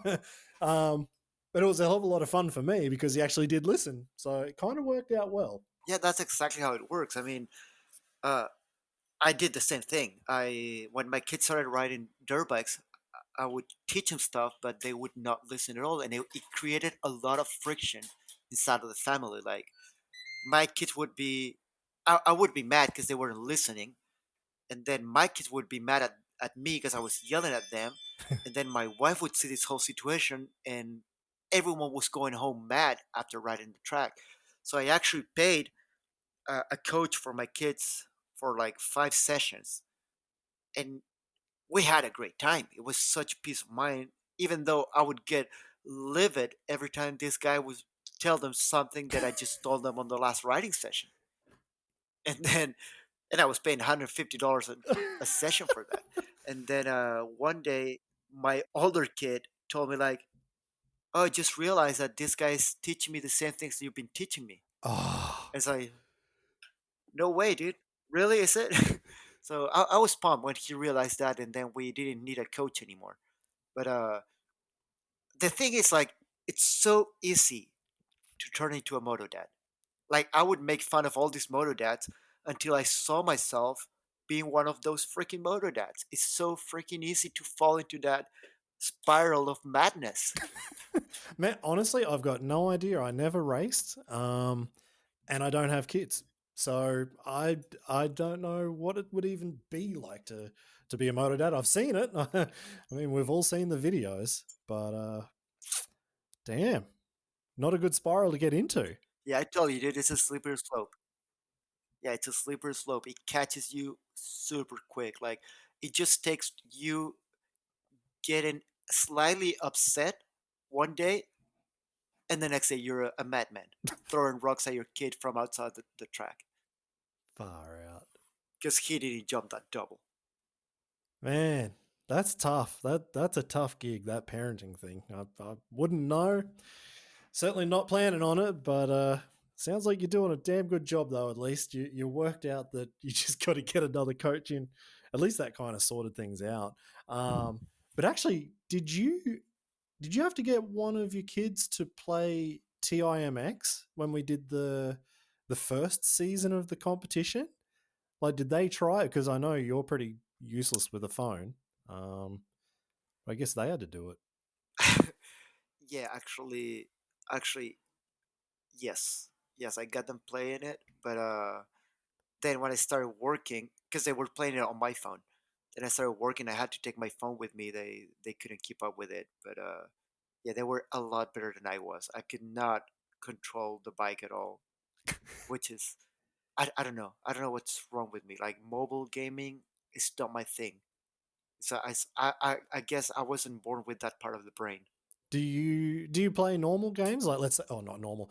Are you like a console gamer, or are you PC, or just not a gamer at all? And I asked you to do something that was just so completely out of your depth. Let me put it this way, but I have never been able to beat anyone at Mortal Kombat. No way.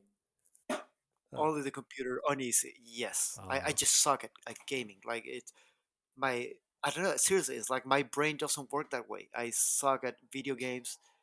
Uh, Dude, it took me forever to clear Mario Brothers. Like I'm not. I don't know. I don't have it.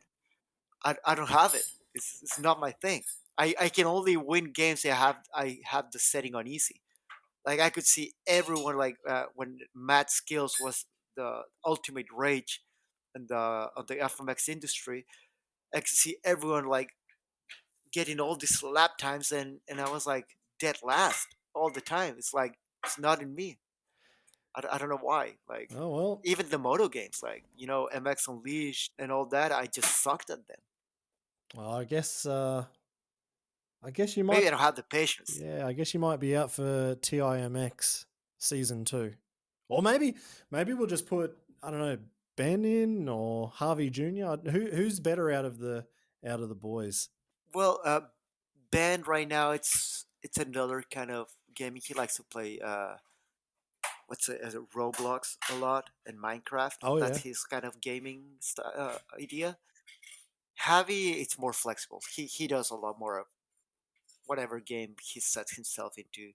If you, I mean, he doesn't do it professionally or nothing, but he seems to. In my eyes, he looks pretty good on everything he does. Not only gaming, like everything he does, he seems to have a talent to grab things by the horns and turn them, own them pretty good. So he didn't take that from his father then, where you had to work your ass off to get tricks. Sounds like he's got the natural talent in the family. Yeah, it seems that way because I mean, well, he already jumped the ramp at 45 feet without letting me know. I sincerely shit my pants when it happened. Really? And the thing is, like, I have this policy. I have this policy to not let my fears become my kids' fears. So when they tell me they want to try to do something that I'm scared of, I just tell them like, if you think you can, you can. Don't ask me. Don't let me tell you you can't. Like if you really think you can do it, go ahead and wing it. But I'll trust you. If you think you can do it, I'll trust your instinct on that. So I took it to my riding spot, which has three different ramps. There's a ramp like I want to say it's probably like 6 meters.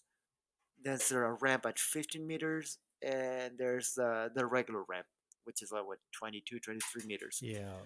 And he was jumping the shorter ramp on his 250 two strokes that Whoa. my dad gave him. But the thing is, like before that, it was almost a year since the last time he rode a dirt bike.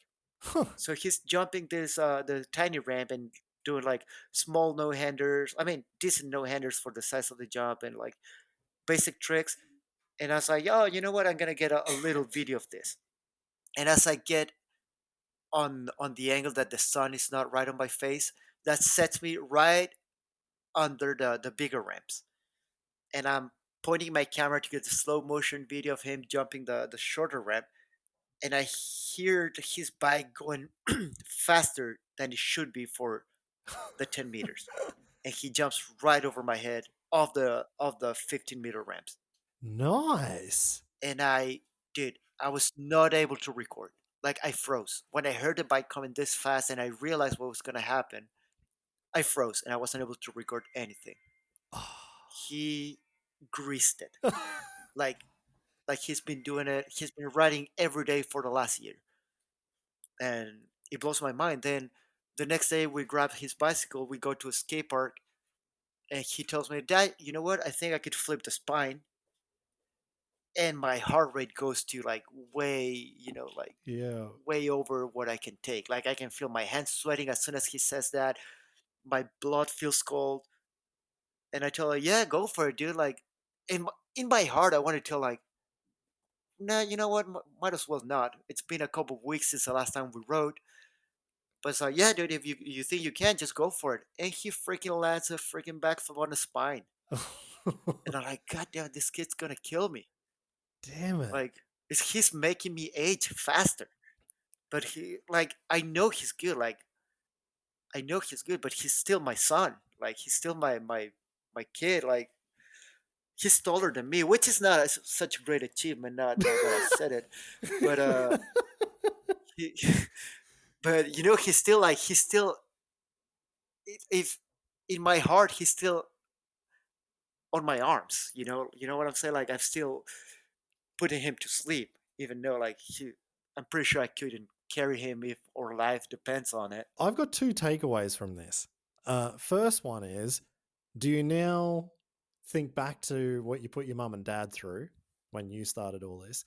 Second, it probably would have been better for the guys in Guatemala to call your son to go do that show than you. Definitely, both are a big yes. Like sometimes, like when I see my kid doing all these things, jumping massive doubles on his BMX, hitting the ramp, trying to tricks. He flipped his 85 into the foam pit already. Uh, Nice. every time those things are happening, I'm mentally apologizing to my parents for what I put them through all these 30 years. And yeah, my son would have done a way greater job in Guatemala than I did.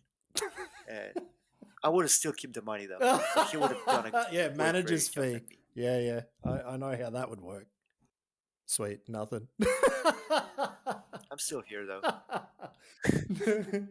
Easy. Well, I don't want to put you on the spot here at all, but I do look at your Instagram, all of those accounts, and you're playing guitar a lot, and with your boys as well. Adam Jones actually, the music I use for this podcast, is all from Adam Jones, and it's been 1 year pretty much since I started this podcast, so kind of feels like I might need to jazz it up a little bit. Maybe keep a little bit of Adams, like splice it in there here and there. But do you reckon you could send through a couple of chunky guitar riffs? I don't know what type of sound you'd go for. I don't know, metal, punk, or something. I don't know. Do you reckon you could do something like that? Well, listen, I know how to play songs on my guitar. I don't know. I wouldn't say I know how to play guitar. Like I can read some riffs and play them, but like compose a song, it would probably be sloppy. I could give it a shot, and if you like it, you can use it. But I also don't have a recording studio. Where do you? How do you want me to record this on my phone? It's gonna sound awful. Come on, we're not talking professional here. We're talking mobile phone recording. That's not a problem. Actually, Adam Jones said the exact same thing. He's like, I just play songs. I play songs I know. Um, I don't know how to do something that's my own. And it took him like 2 weeks. He's like, I think this is okay. And it said, honestly, I can't play a guitar. I can play the first 10 seconds of Nothing Else Matters by Metallica because you only have to use your right hand to pluck Because it's an five open strings. Yeah, it's an open E chord. I Yeah, I don't know what yeah. that means, but yeah, okay. That's all I can do on a guitar. And so I was like, man, this is fucking awesome. And he's like, that was the hardest thing I've ever done. Yeah, I could probably try to do something. I'm more like grunge, punk rock style music Nice. connoisseur, enjoyer. I could probably do something like that. And if I feel frisky, I might even put some drums and bass on it too. No way. But Oh, don't whoa. quote me on that. Oh, this is now going full professional. If you can add something more to like just a mobile phone recording and I'll chuck it in, that would be awesome.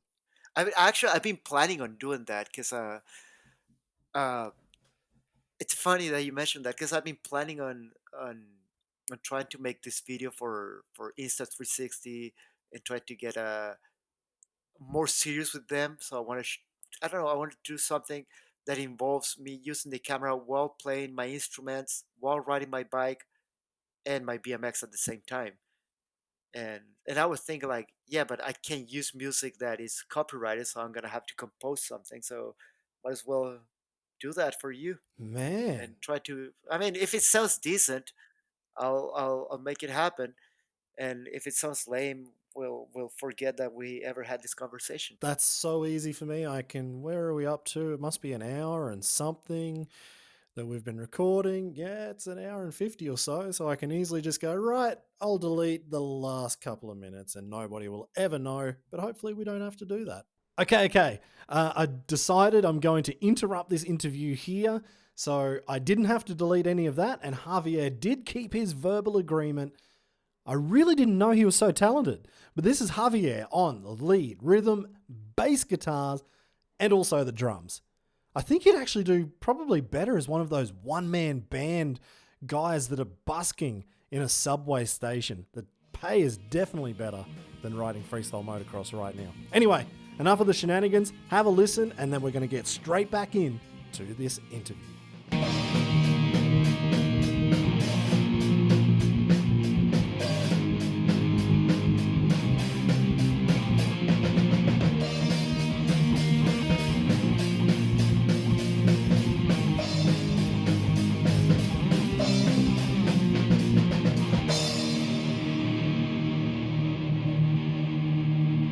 Hopefully not. Like now, I have a motivation, and that's one thing I've noticed through this pandemic. I'm a really goal oriented person. Like if I don't have a goal in mind, I could just sit and rot on a corner of my house. I need to have a goal to motivate myself to do stuff. So now that I have I make uh, this agreement, verbal agreement with you. I'm gonna have to start working on that. Done. Well, to add to this verbal agreement, it's Saturday now. I was planning on releasing video, this podcast on maybe Monday or Tuesday. So, what do you reckon? Couple of days, sit down, put the mobile phone on, press record, play a couple of chunky riffs, send them through, Sure, and then, mate, I want to see sure. this thing you want to I do could for what probably is it? make it happen. Insta 360? Is that the sponsor? Well, I don't. Yeah, it's they've been paying me to make all these promo videos, and they've been sending me their cameras. They shoot in 360 and regular video, and I've been playing a lot with those videos. I love it, and but I don't know if I'll be able to get that whole video going, but I can. I know I can probably in a couple days prepare a little bit of a riff You of legend. 20 seconds. Yes. 20 seconds is more than enough. That would be awesome. No singing though. No, that's not happening. Oh, Just instrumental. I didn't even think of that, but now I want to hear it. Oh, please do. No, that's off limits. Absolutely off limits. I've tried. Like I had a little bit of a grunge punk rock band when I was 17, 18, and I thought I could sing, and I was the lead singer of that band, Oh, second guitar lead singer, and I thought I was doing amazing. Like when I did it, because we covered we were like cover band for the Offsprings pretty much, because those were the only songs I could learn. And I thought I was like, dude, I sound just like the lead singer. I sound just like him. And then one day I saw my videos like, oh my god, how do you people allow me to do this? Do this? What you guys? What sick joke you guys were playing on me that you allow me to, for other people to hear me singing? This is awful. And I never sang again. Not Oh, even in the car. man, that is horrible. Not even the shower. It's horrible, dude. It's That so sad. Have you ever heard your voice over recording? This was like a million times worse. yeah, I mean, I've had to get used to that, obviously, with this and the TV and stuff like that, and it's horrible. But I have almost the same story. Only I played drums, and I was playing with a few friends back in high school, and I remember we were playing Incubus. Drive, I guess. So yeah, oh, I was at the oh my back god, on yeah. the drums, and I was just like kind of backup vocals for it, and Milton was just smashing it, and he had a pretty good voice, and I was like, oh yeah, I'm just like the Incubus singer. I can't remember his name now.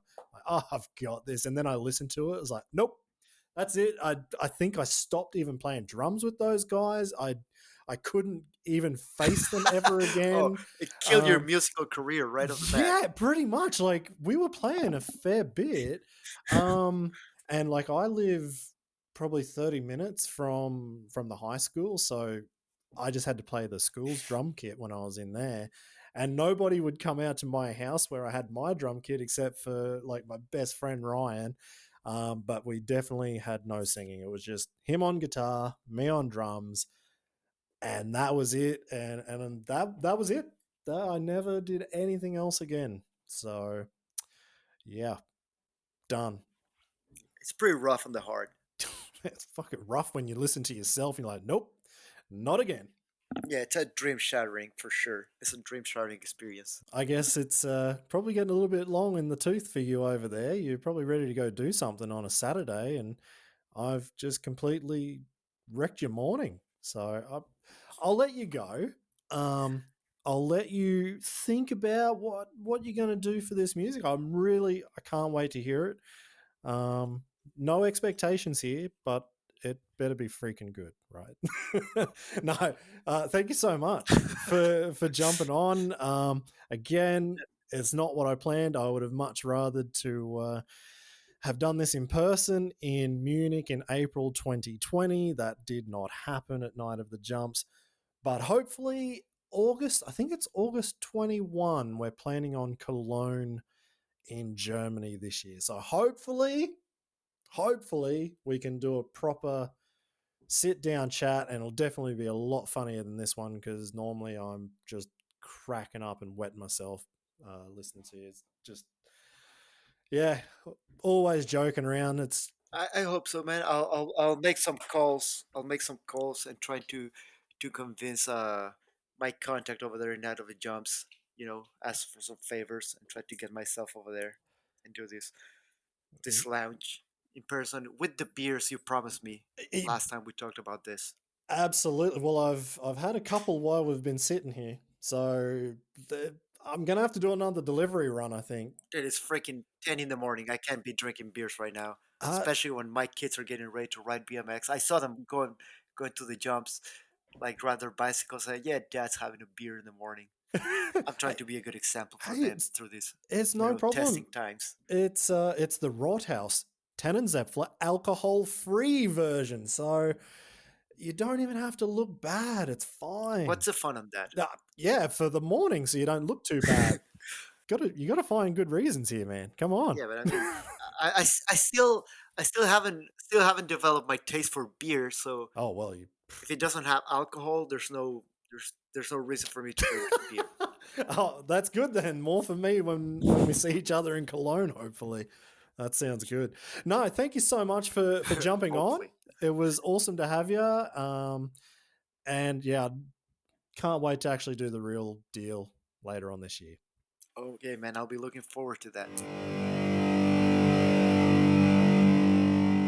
Okay, if you managed to get through all of that nonsense and you've ended up here at the end, I'm impressed.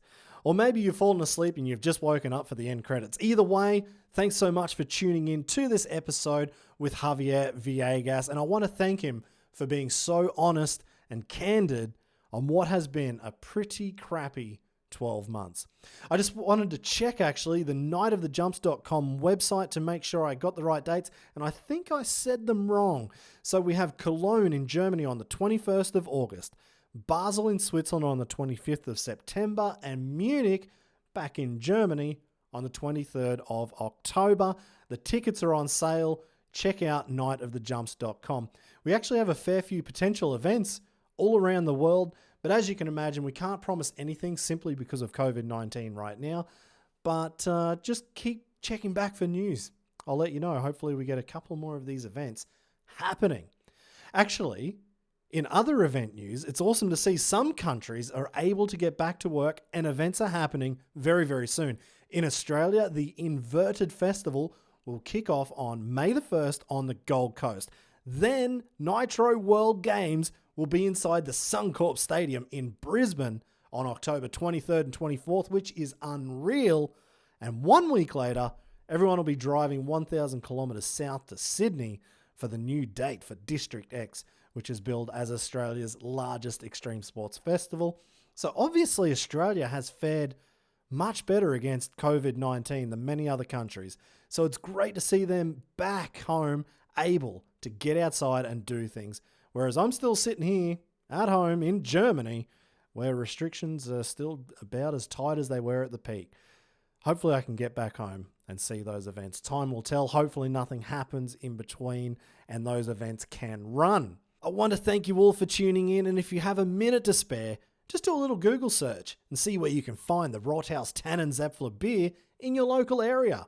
Rothaus have been a great supporter of this podcast since we started almost a year ago, and I can't thank them enough for jumping on board, but also delivering one of the best damn beers I've tasted.